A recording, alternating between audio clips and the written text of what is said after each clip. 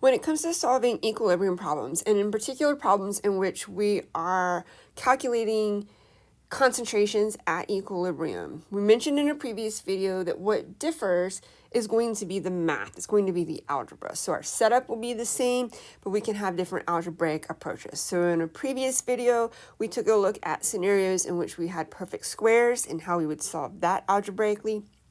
Next, we'll take a look at a scenario where we encounter polynomials. So we can look at the reaction of PCl5 producing PCl3 and chlorine. And we're told it has a K of 85 at 760 degrees Celsius.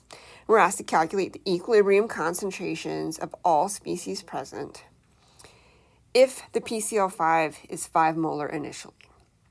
So we've got an equilibrium problem. Equilibrium problem tells us right away we're going to set up an ice table. So we're going to take our balanced equation.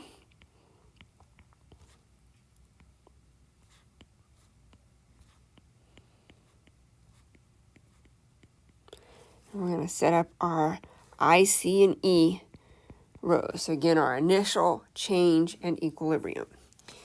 We're going to go through and we're going to plug in the information that we have. And so we know that our reactant is initially 5 molar. Products, remember, we're always going to assume are 0 unless we're told otherwise. Because again, if our reaction hasn't happened yet, then we don't have any products yet. Then we set up the rest of our ice table in terms of x. And again, that x, that's our change line. That is done in accordance with our coefficients, our stoichiometry. So my PCl5 has a coefficient of 1, so it's going to decrease by 1x. Products are always increasing in a chemical reaction. So my PCl3's coefficient is 1, so it's increasing by 1x. My Cl2 is increasing by 1x.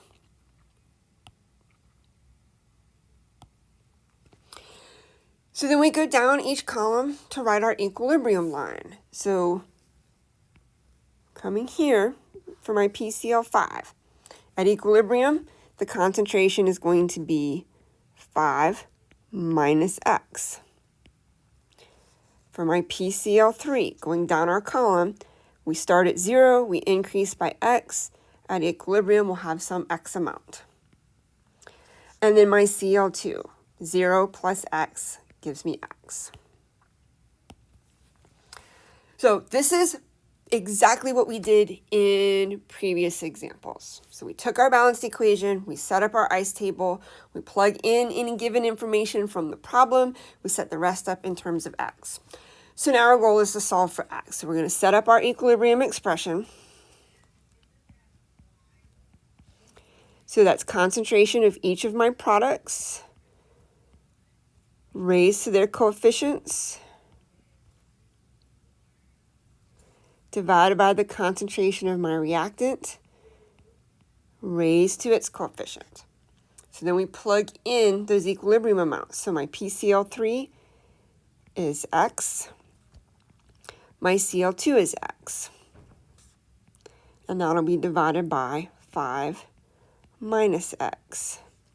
So on top, x times x will give me x squared divided by 5 minus x. And that equals my K, and my K was 85. So when we look at this, in our previous examples, we had a perfect square. That perfect square meant we had a square on top and a square on bottom. So we could simplify by just taking the square root. I have a square on top here, but I have no square on the bottom, which means this is not a perfect square.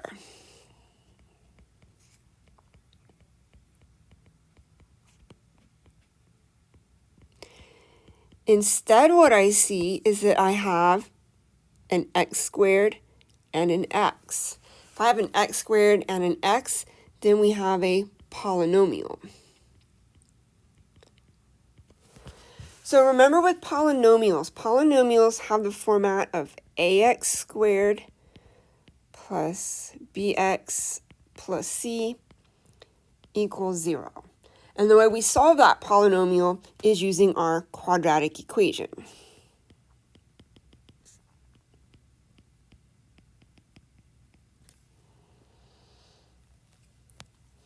So with our quadratic equation,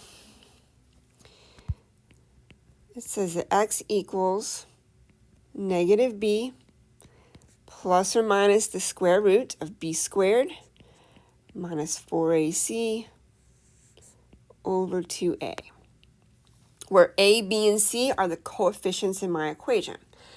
So what I would need to do here is we need to rearrange our equation into a polynomial format and use our quadratic equation to solve for x.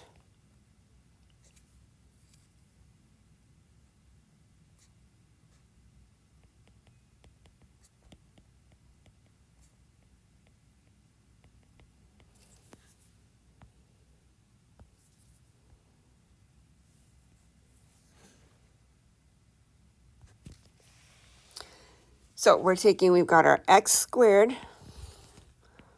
over 5 minus x equaling 85. We're going to rearrange this again to solve, or to get at polynomial format.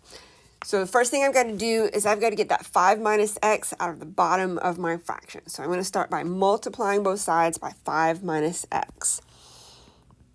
So I'll have the x squared equals 85 minus, or times, 5 minus x. Then I need to take my 85 and distribute it. So this becomes x squared equals 85 times 5 is going to give me 425. And then 85 times minus x is negative 85x. Now that polynomial format is ax squared plus bx plus c equals 0. So now I need to get everything on the same side. So I'm going to add 85x to both sides.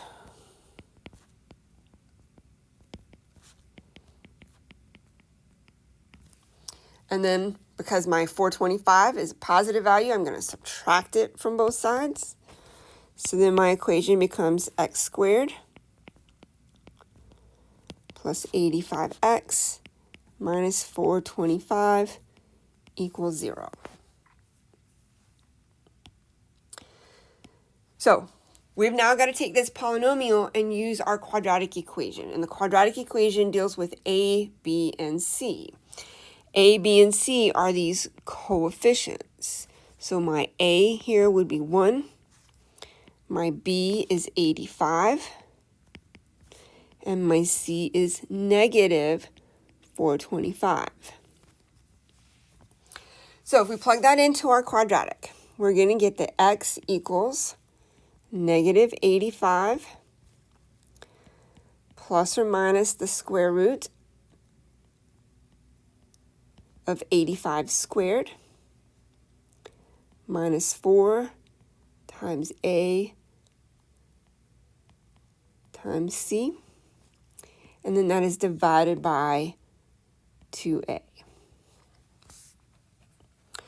So if I do the calculation under my square root, and then I take the square root, we're going to get negative 85 plus or minus 94.5 over 2.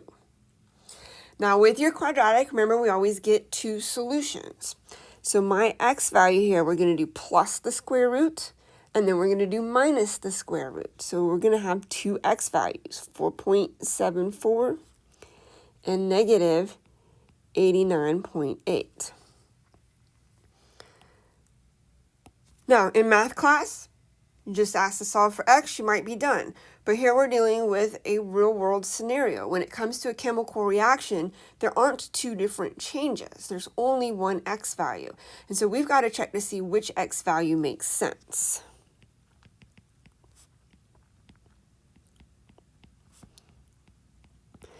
And in terms of a chemical reaction, the smallest possible change we could have would be to have no change, would be to have no reaction. So 0 is our smallest change. So my change, my x, could be equal to 0 or could be greater than 0. So x has to be greater than or equal to 0. At the same time with the chemical reaction, we can't use more reactant than we started with. It's just not possible. If we only start with 5 molar, that's the most we can use.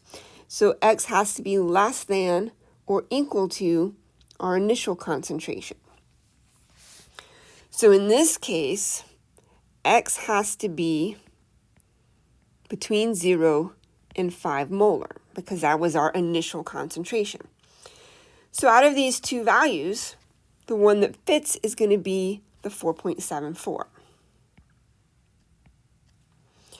Now, we're being asked for the equilibrium concentration. So once we find X, we're always going to take that X and we're going to plug it back into our ICE table.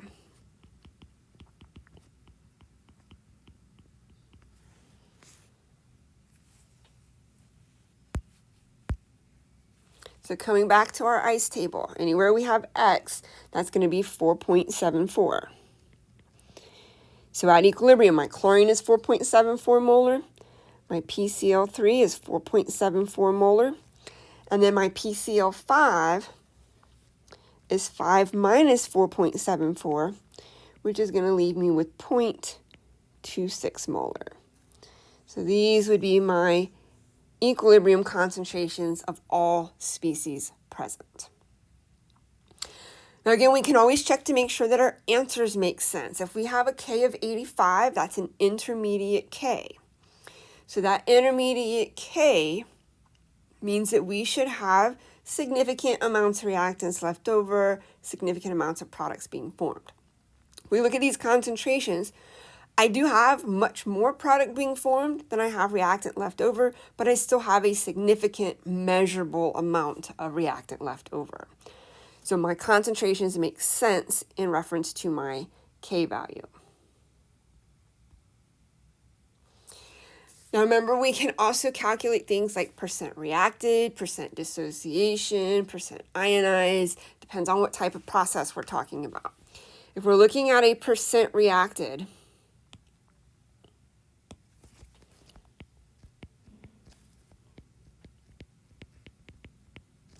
that is our change over our initial concentration times 100. So our change in the PCl5 was X, so the change was 4.74 molar. The initial concentration was 5 molar. And so we're going to get that 94.8% of that PCl5 reacted.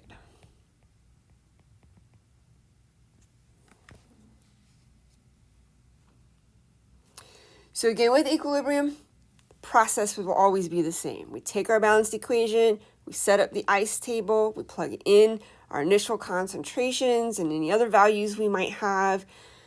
We plug in the rest of the table in terms of X. We plug our equilibrium line into our K expression. We solve for X. The variation comes in the algebra, how we solve for X. So we've seen using perfect squares. We have seen using polynomials.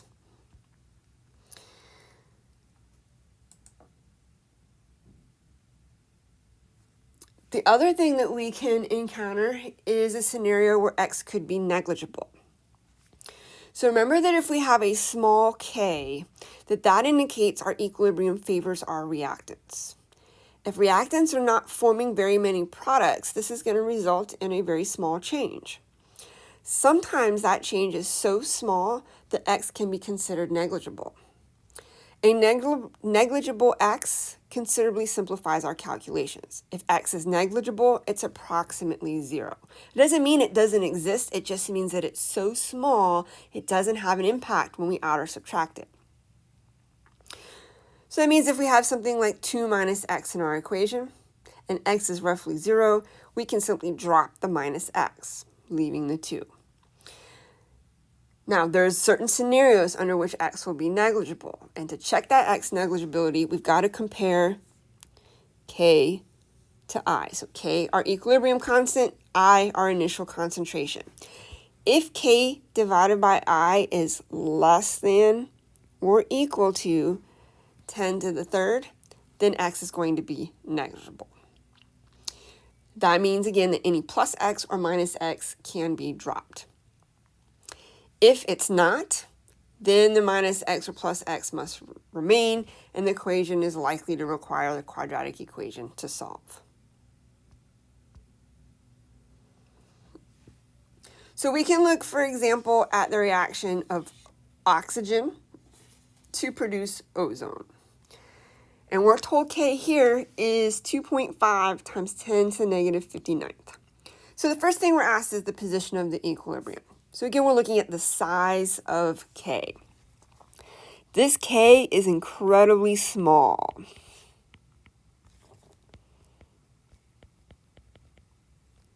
It's on that scale of 10 to the negative 59th. Very, very, very small K. So that means that my reaction favors the reactants. We should have very few reactants used and very few products formed. So we're being asked for the partial pressures of all species at equilibrium. Now, whether you're given pressure or concentration doesn't matter. It doesn't change the calculation. We're going to take our balanced equation, so the 3 oxygen producing the 2 ozone, and we're going to set up our ice table. We can plug in pressures into our ice table. So we're told oxygen initially has a partial pressure of 0.21 atmospheres. So we're going to plug in that 0.21 atmospheres. And again, we always assume our product is 0. We're setting the rest up in terms of x. So my oxygen has a coefficient of 3, so it's going to decrease by 3x. My product has a coefficient of 2, so it's going to increase by 2x. So going down our columns, at equilibrium, the oxygen will be 0.21 minus 3x. The ozone will be 0 plus 2x, giving me 2x. So we set up our K expression. That's the concentration, or in this case, it's a Kp. So it's the pressure of my product raised to its coefficient divided by the pressure of my reactant raised to its coefficient. So we plug in those equilibrium values. The ozone is 2x. So on top, I'm going to have 2x, and that quantity is squared. On the bottom, I have 0.21 minus 3x for the oxygen, and that quantity is going to be cubed. And that equals my K of 2.5 times 10 to the negative 59th. Now we look at this, we've got squares and we've got cubes, so we don't have a perfect square. We've got these cubes, so we don't necessarily have that ax squared plus bx plus c format either. So we want to see if there's ways that we can simplify this. So here's where we're going to check for x negligibility. That k was very small. Anytime k is small, particularly this small, we're going to check for x negligibility.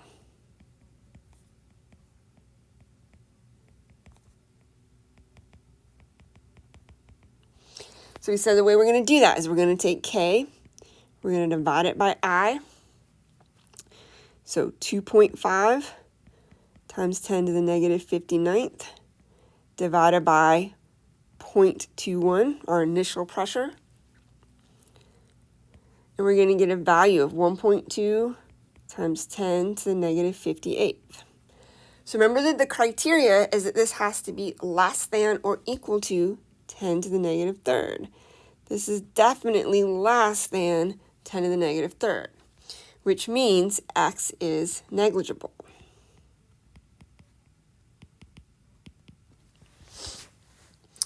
So it doesn't mean that x is 0. We're still solving for an x value. What we're saying here with negligibility is that it's so small, when we add or subtract it, it doesn't significantly change our number. So to simplify, we can take any minus x or plus x and we can cancel it. So we're going to cancel that. Doing so, our equation becomes 2x squared over 0.21 cubed. So 2x squared would be 4x squared divided by 0.21 cubed. We would then take this, we set that equal to our k.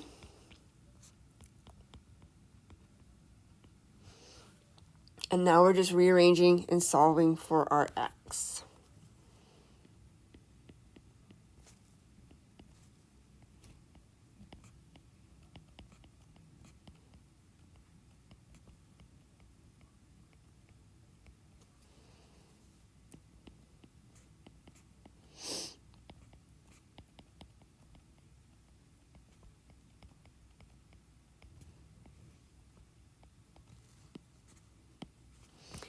And we're going to get that our x equals 2.4 times 10 to the negative 31.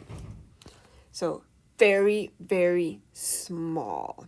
Very, very small x value. You guys can confirm this in your calculator. If you go and subtract that, even if you multiply it by 3 and you subtract that from your original pressure, 0.21, you're not going to see a significant change. So we plug these back into our ice table. We're going to be left with 0.21 atmospheres for our oxygen.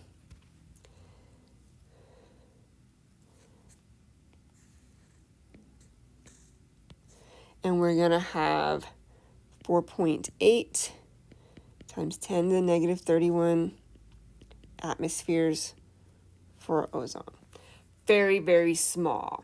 Now we have an incredibly small K here. Again, we said that means it favors reactants. If we compare those pressures, that pressure of the oxygen is indicating there is far more oxygen, that we haven't even used any. We haven't used a measurable amount of the oxygen, and we're producing a very small amount of ozone. The likelihood of our ability to measure that tiny of an amount of ozone is pretty small.